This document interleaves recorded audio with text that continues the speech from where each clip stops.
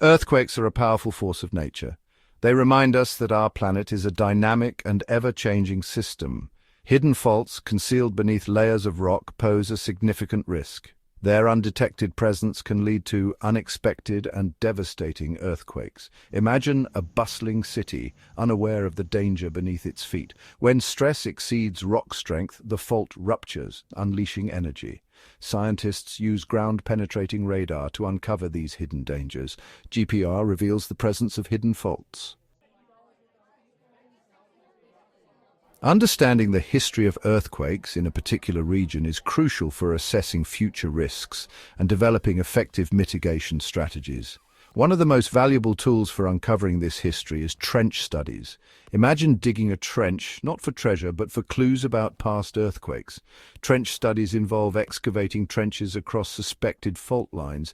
Geologists carefully examine the exposed layers of soil and rock, looking for evidence of past earthquakes.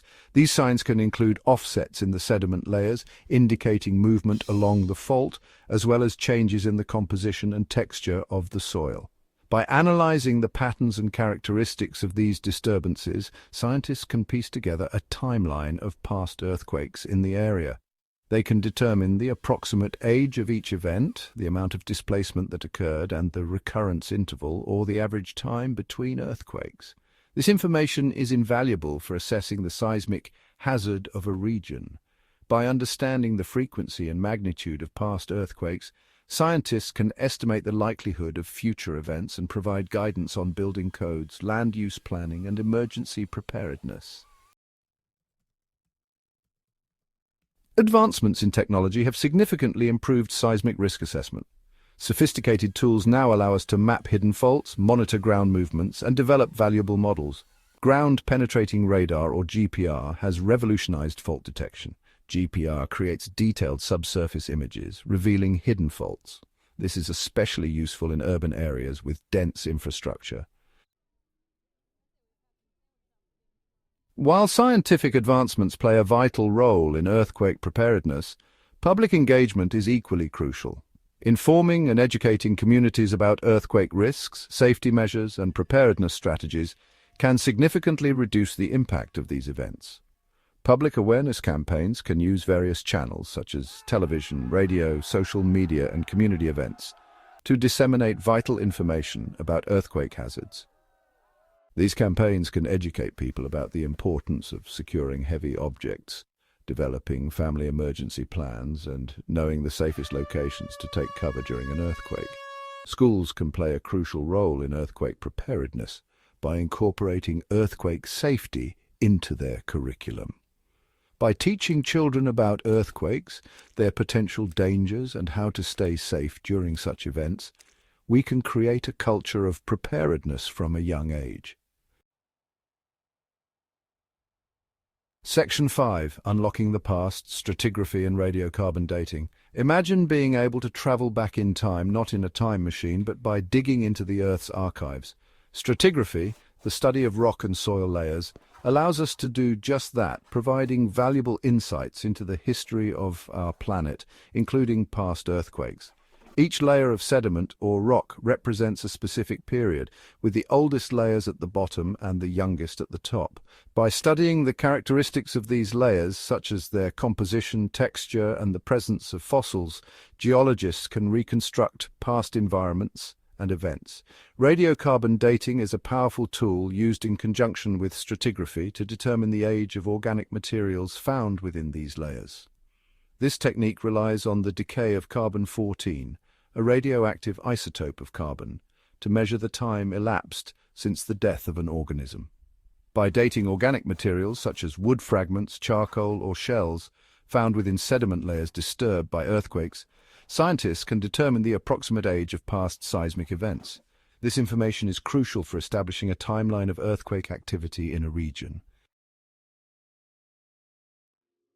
Section 6. From Soil to Safety, Predictive Models and Earthquake Resistance. The ground beneath our feet is not as solid as it seems. The composition and properties of the soil can significantly influence the way seismic waves travel and amplify during an earthquake. Understanding these factors is crucial for developing accurate predictive models and designing earthquake-resistant structures. Soil sampling and analysis allow engineers to determine the characteristics of the ground, such as its density, stiffness, and moisture content. This information is then used to create computer models that simulate how the ground will respond to different earthquake scenarios. These models help engineers design structures that can withstand the ground shaking and other effects of earthquakes. For example, buildings constructed on soft soils are more susceptible to damage during an earthquake than those built on bedrock. By understanding the local soil conditions, engineers can incorporate appropriate foundation designs, structural reinforcements, and other measures to mitigate the impact of seismic waves and enhance the earthquake resistance of buildings and infrastructure. Section 7. Earth's restless giants, tectonic plates, and earthquake belts. To understand earthquakes, we must first understand the dynamic forces at play beneath our feet tectonic plates. These massive slabs of rock, which make up the Earth's lithosphere, are in constant motion, albeit extremely slow. It's like a giant jigsaw puzzle, where the pieces are always shifting. Most earthquakes occur along the boundaries of these plates, where they interact with each other. There are three main types of plate boundaries: divergent, convergent, and transform. At divergent boundaries, plates move apart, creating new crust. This process is most evident at mid-ocean ridges, where magma rises from the mantle to create new ocean floor. At convergent boundaries, plates collide. If both plates are continental, they buckle and thicken, forming mountain ranges like the Himalayas. If one plate is oceanic and the other continental, the denser oceanic plate subducts or slides beneath the continental plate. Transform boundaries occur where plates slide past each other horizontally. The San Andreas Fault in California is a prime example of a transform boundary. These boundaries are often associated with powerful earthquakes. Section 8. Myths, magnitude and measures. Understanding earthquake realities. Earthquakes, with their unpredictable nature and potential for destruction, have spawned numerous myths and misconceptions. It's time to separate fact from fictions and shed light on the realities of these seismic events. One common myth is that earthquakes occur only in certain parts of the world. While it's true that some regions are more seismically active than others, earthquakes can happen anywhere in the world where there are active faults. Another misconception is that animals can predict earthquakes.